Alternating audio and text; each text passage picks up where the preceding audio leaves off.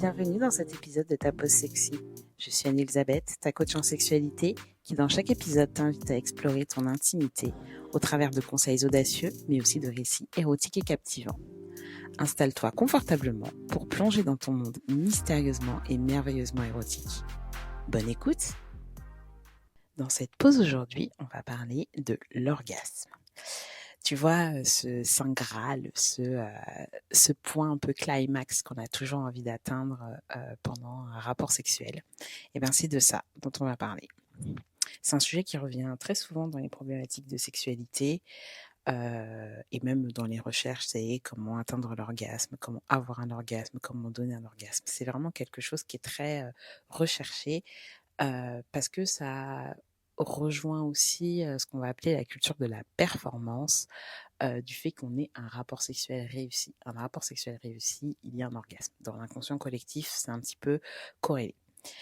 Donc déjà, ce qu'il faut savoir, c'est que il y a plusieurs possibilités. Il y a des gens qui, ont des orgasmes régulièrement, et il y en a qui n'en ont pas, voire n'en auront jamais.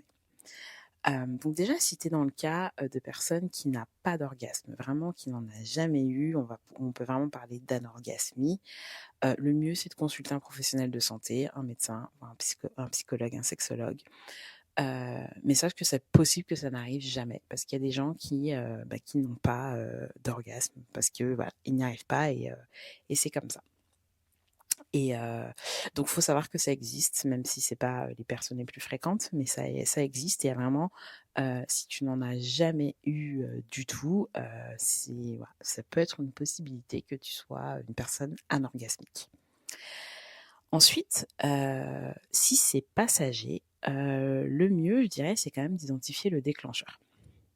Parce qu'il peut y avoir plusieurs choses. Il peut y avoir des déclencheurs qui vont être traumatiques. Et quand je dis déclencheur, c'est à partir de quand tu as arrêté d'avoir des orgasmes. Et donc, si c'est consécutif à un événement traumatique, alors ça peut être bien évidemment toutes les formes d'agression, etc., qui peuvent être traumatiques. Et ça, pour le coup, pas du tout à prendre à la légère. Pareil, aller voir un psychologue, un sexologue pour vraiment aider à traverser ce choc. Mais il peut y avoir aussi d'autres événements de la vie, et je pense notamment à l'accouchement, qui peut être aussi un événement qui peut avoir vraiment un impact sur ta sexualité, sur ton rapport à la sexualité, et qui du coup peut te conduire à être dans une période où tu vas ne pas réussir à avoir d'orgasme. Donc vraiment pour tous ces cas de figure, il faut vraiment prendre soin de soi et s'écouter et ne pas hésiter à aller consulter les professionnels de santé. Ils sont vraiment là pour ça et pour justement aider à traverser ces événements de la vie qui peuvent être vraiment très très compliqués. Donc maintenant, quand on est face plutôt à un stop de l'orgasme de manière, j'ai envie de dire, temporaire, hein, quelque chose qui est une problématique, mais qui est passagère. En général, moi, ce que je regarde, bon, déjà, c'est est-ce que la personne en a déjà eu, hein, mais ça, on l'a vu.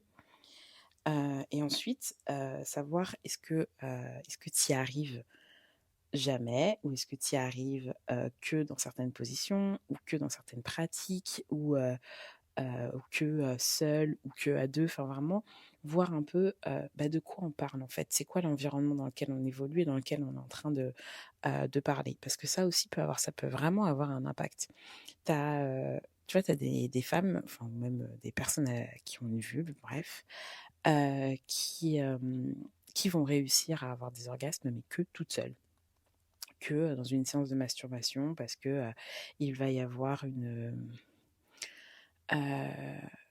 quelque chose une forme de lâcher prise plus important, où on va s'autoriser aussi des pensées, etc.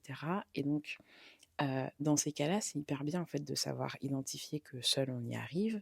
Et nous, ce qu'on va regarder en coaching notamment, c'est comment est-ce qu'on peut ramener ça en fait dans ta sexualité à deux, pour que tu arrives aussi à avoir des orgasmes dans ta sexualité à deux ou à plus. Ça, c'est vraiment à toi de le voir. Ensuite, il y a quand même des choses qu'il ne faut pas confondre, notamment le fait d'avoir un orgasme et le fait d'éjaculer. Et c'est tout aussi vrai d'ailleurs pour les pénis, hein. C'est vrai pour les vulves, mais c'est vrai pour les pénis aussi. Qui dit orgasme ne dit pas forcément éjaculation, et qui dit éjaculation ne dit pas forcément orgasme. Donc vraiment, l'orgasme, c'est vraiment ce point culminant, ce climax qui dure quelques instants d'intense plaisir, et tu vas ressentir toute cette sensation dans ton corps, etc. L'éjaculation, c'est vraiment le moment de l'émission de quelque chose, qui peut être donc le sperme pour un pénis ou de l'urine pour une vulve. Et donc qui n'est pas forcément lié au fait d'avoir un orgasme. Et souvent, en fait, on confond les deux, et notamment pour les pénis, on a l'impression que à chaque éjaculation, il y a orgasme. En fait, pas du tout. C'est vraiment deux choses très différentes. Et donc, en fait, tu peux très bien réussir à éjaculer pour une femme, on va parler de squirter notamment, sans pour autant avoir un orgasme. Donc, c'est pas forcément non plus un bon facteur pour se rendre compte de est-ce que j'ai réussi ou pas. Donc, il y a aussi le fait qu'il existe plusieurs formes. Tu sais, il y a des gens qui arrivent à avoir des orgasmes de plein d'endroits de leur corps, c'est assez incroyable en plus. Mais tu vois, ça peut être des oreilles, des tétons, des pieds, etc. En fait, c'est vraiment un point culminant de plaisir. Donc, tout dépend en fait de tes terminaisons nerveuses, de ta sensibilité, etc. Mais tu peux vraiment avoir des orgasmes de plein d'endroits de ton corps différents. Il y a même des femmes qui vont réussir à n'avoir des orgasmes qu'en pénétration anale.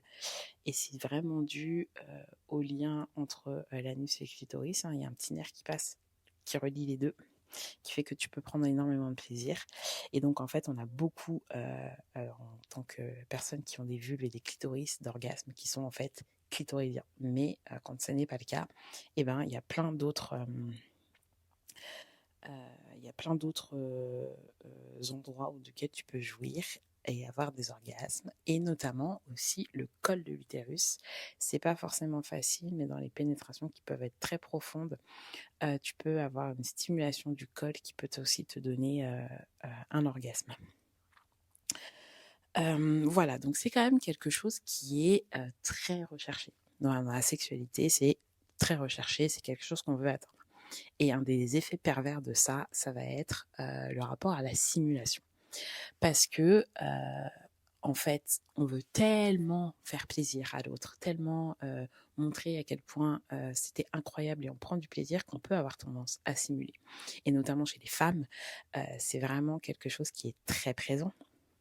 La simulation, j'essaierai de retrouver l'étude qui montrait ça, mais je crois que c'était un chiffre assez ahurissant de femmes qui simulaient, quelque chose comme 80% de femmes qui avaient déjà simulé au moins une fois dans leur vie, donc c'est vraiment énorme.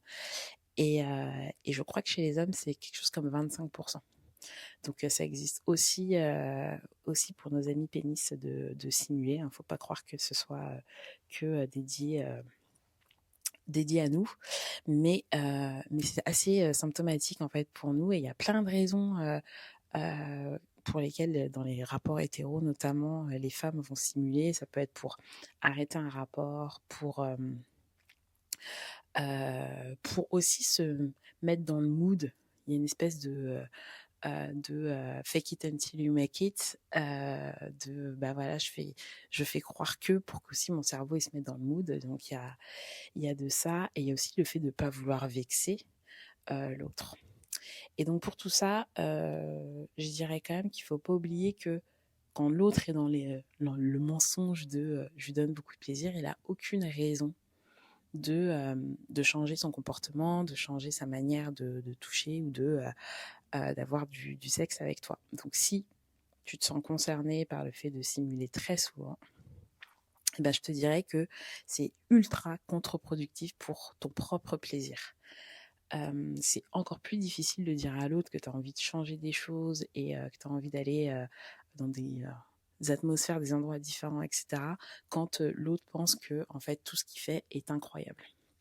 Donc c'est pas forcément une discussion qui est facile, mais c'est déjà en fait de prendre un petit peu de distance par rapport au fait d'avoir un orgasme. C'est tout à fait OK d'avoir un rapport sexuel et de ne pas avoir d'orgasme. Et le fait que ça n'arrive pas, ça permet aussi de pouvoir avoir une conversation sur le fait de pourquoi c'est arrivé, pourquoi ce n'est pas arrivé. Parce que tu peux ne pas avoir d'orgasme tout simplement parce que tu es fatigué ce jour-là, tu es un peu stressé, tu es un petit peu moins dedans, ça n'empêche que tu as pris beaucoup de plaisir, mais tu n'es pas en disposition mentale pour pouvoir atteindre un niveau de plaisir intense. Ça peut être aussi qu'en fait, il y a que certaines pratiques qui te font avoir des orgasmes, et donc si ce n'est pas là, tu peux pas en avoir. Et ça, en fait, ton partenaire, il peut pas le savoir si tu lui dis pas. Et c'est là aussi où, notamment la masturbation est hyper importante, parce que ça te permet, toi, de mieux connaître ton corps. Et ça peut aussi te permettre, tu vois, d'expliquer à l'autre comment te toucher pour t'emmener au point culminant. Enfin, je te dirais aussi que tu peux très bien te masturber, parce que c'est aussi avoir un rapport sexuel avec quelqu'un que de se masturber, ou même d'utiliser un sextoy.